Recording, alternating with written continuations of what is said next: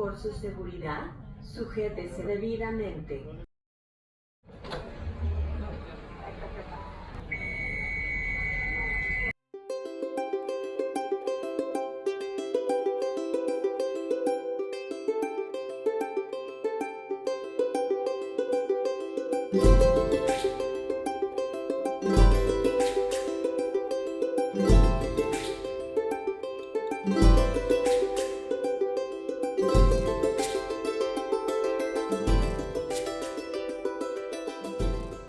Welcome to the vibrant and beautiful city of Cuenca. I've just stepped off the tranvia, the city's new light rail system, into the historic center of town, which is a jewel of Spanish colonial architecture. Not only that, but nearly the entire downtown is a UNESCO World Heritage Site. So let's start with a few highlights that you're surely not going to want to miss if you visit here. Cuenca is a city of 500,000 people, but it feels much more intimate, especially in its central historic district. At the core of the old town is Cuenca's main plaza, Parque Calderon, which is widely considered to be among the prettiest in Latin America.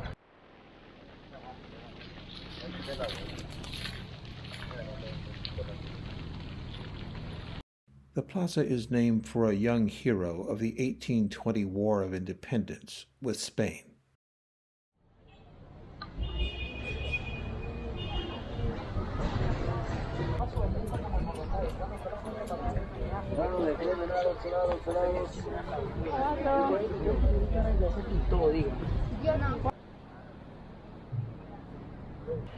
It's a great place to stroll or just sit on a bench and let the city come to you. Especially if you speak Spanish, the locals won't let you be lonely.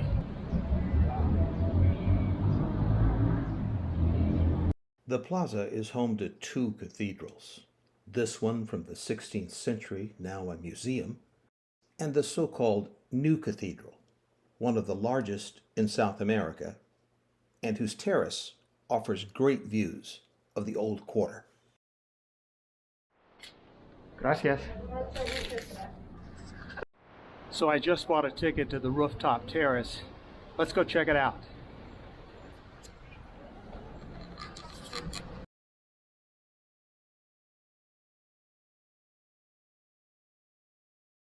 Although this building began to be constructed in 1875, it wasn't until a century later, in 1975, that it was completed. And as revered as this building is, it has a dirty little architectural secret, which I think I'll wait and tell you about after we check out the view at the top.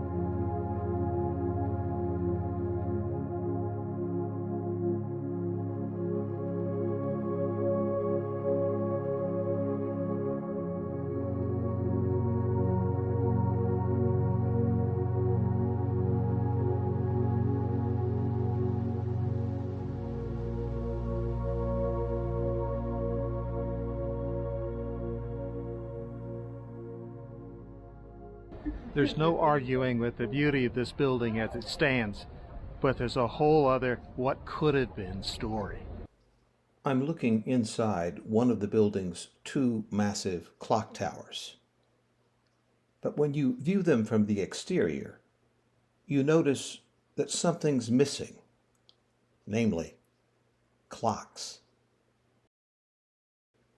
During construction, and well past anyone's ability to do anything about it, it was discovered that the base of the towers would not hold the weight of the original design, and so the towers were never completed.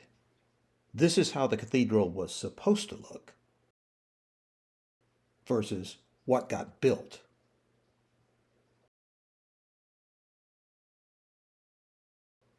Nevertheless, the building and its bulbous blue domes are iconic day and night.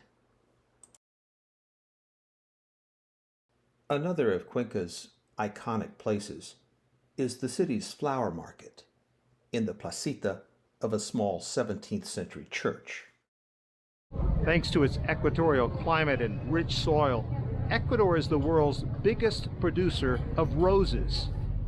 Cut flowers are the nation's fourth largest non-petroleum export.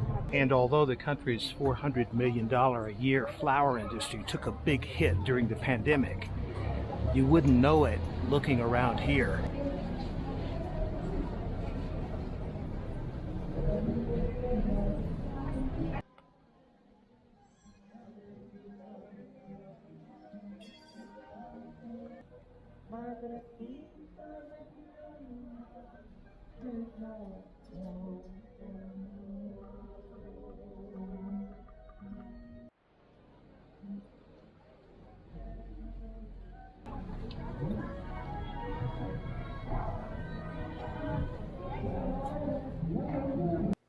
Flowers aside, there's the matter of food, and as good as it is, I don't mean this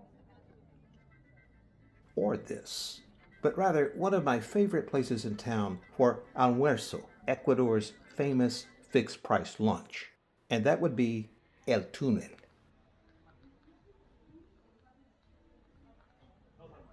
El Túnel is a family affair.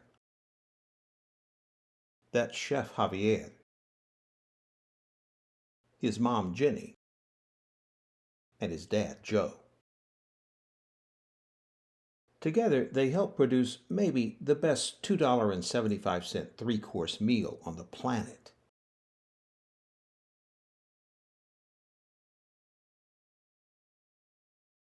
And they do it with the kind of efficiency that would make an Army logistics officer proud.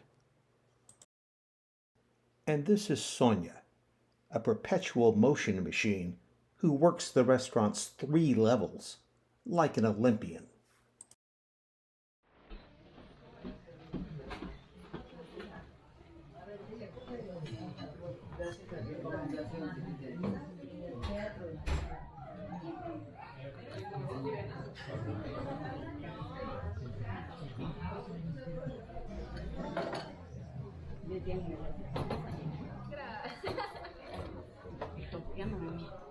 Javier is a former New York chef, but there's no doubt where his heart is. I study, but the really Ecuadorian food, is from my mom. Because I'm working in the States, a few years, and later I'm coming back to Ecuador, and all the days I'm learning something about the Ecuadorian food, the lunch, the meal, because my strong salt is like Tex-Mex, like Mediterranean and Italian food. Yeah. But this woman for the Ecuadorian food, amazing. How do all of you as a family manage to get along so well? You work together every day. Is that hard? Yeah, it's really hard, but it's wonderful. Yeah, it's wonderful, but is my dad is the big boss. I'm the executive chef. She say she is the mom chef. Yeah, Mom. yeah. We got troubles what you got in all the families, but everything is good rules and good things here in the restaurant. Whatever their secret is, it works.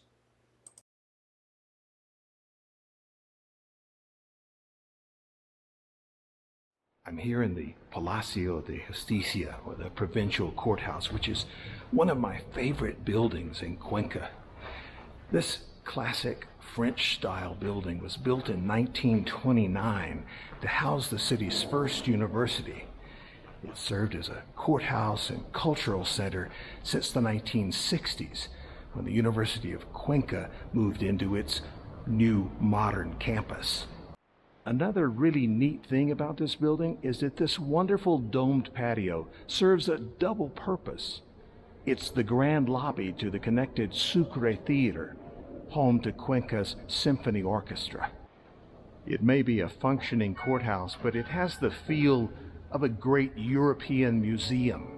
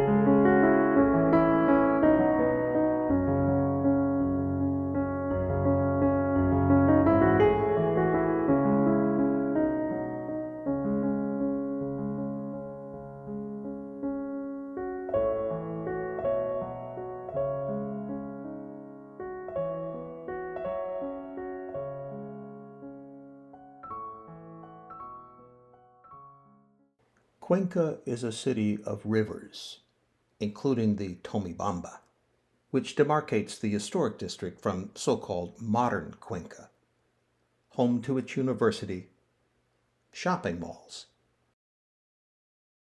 and popular parks, giving Cuenca something few places offer, a nearly pristine mountain stream in the very heart of a city.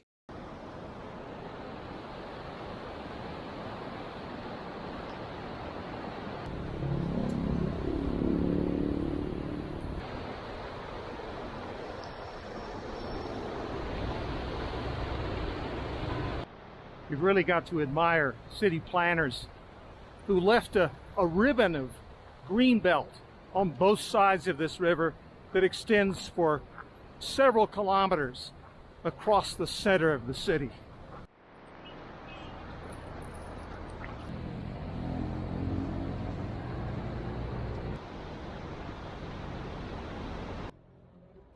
There are plenty of steps leading down to the Tomibamba, not always used safely.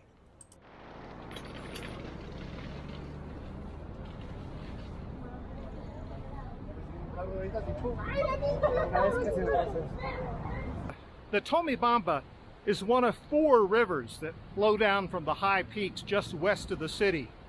And it's the most important historically, because it was along its banks up ahead that the Inca built a gold-adorned regional capital that they called Pumapungo.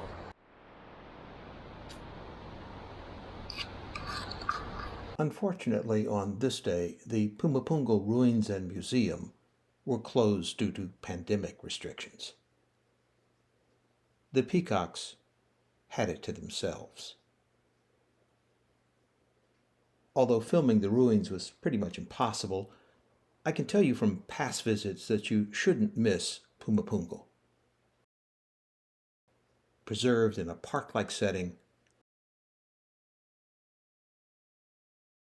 with an Inca demonstration garden and splendid ethnographic museum. The great Inca ruler Huayna Capac was born here, and in a sense, I guess you could say, he's never left. Like its ancient counterpart, Cuenca remains a magical place, where birds fly free, and little girls like this one, under the watchful eye of her brother, helps to ensure that the magic continues.